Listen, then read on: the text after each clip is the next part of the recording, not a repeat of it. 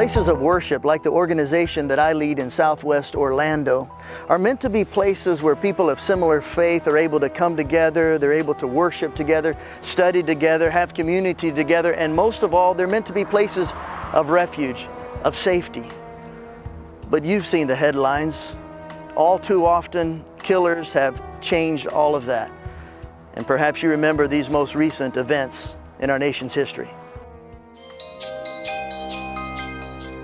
Members of the First Baptist Church in Sutherland Springs, Texas, gathered on a Sunday, as they had done for years in the small rural church, when an armor-clad gunman opened fire that day, killing more than 26 people in the largest mass shooting in Texas history.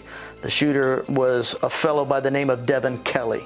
He was a former member of the Air Force discharged for bad conduct. In 2014, Governor Abbott of Texas called Kelley very deranged. He seemed to have a troubled past even before he enlisted, Abbott said. Federal officials said the motive for the shooting was unclear. According to Wilson County Sheriff Joe Tackett, Kelley's in-laws attended the church, although they weren't there at the time. The in-laws were speaking with investigators when they said this.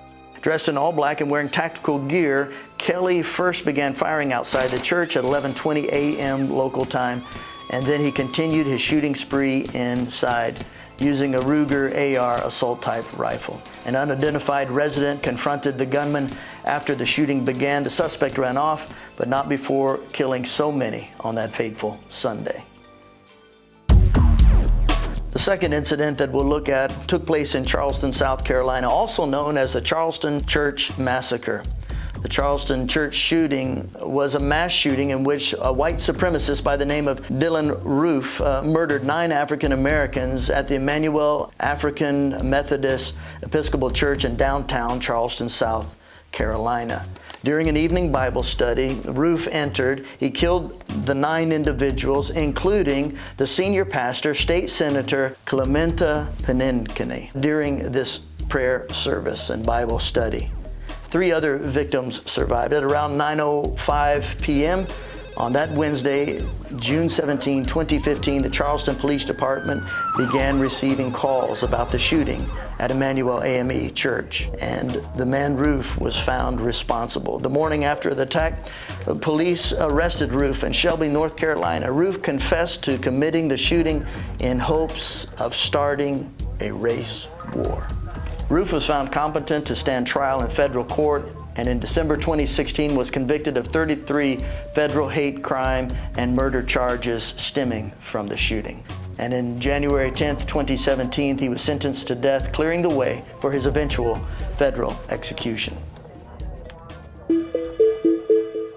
And now much closer to home in Kissimmee, Florida, at a church called Living Waters Fellowship Church, where the pastor, Terry Howe, shot and critically wounded an employee. The shooting happened just about 8 a.m. and was witnessed by other church workers at Living Waters Fellowship. Benjamin Perrigan, a member of the maintenance crew for at least 8 years, opened fire when he was told that he no longer had a job. The bullets missed Pastor Howe, and in self-defense and in order to save his own life and the lives of other church staff members, Howe drew his own pistol and critically wounded Perrigan. Perrigan has been charged with an aggravated assault with intent to kill. Pastor Howe was credited with saving his own life, the lives of staff members, and about 16 children who were attending daycare within the church complex during the shooting on that day. We see those incidents in the news and we say, wow, what a nightmare. The thing is, it's not a nightmare. Those are realities. Those communities have been changed forever. So it leaves individuals like myself who lead houses of worship with questions. How do we protect those attendees that come to our house of worship?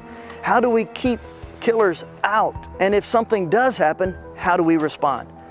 Today, members of the Orange County Sheriff's Department are going to answer those questions and many more. Let's begin.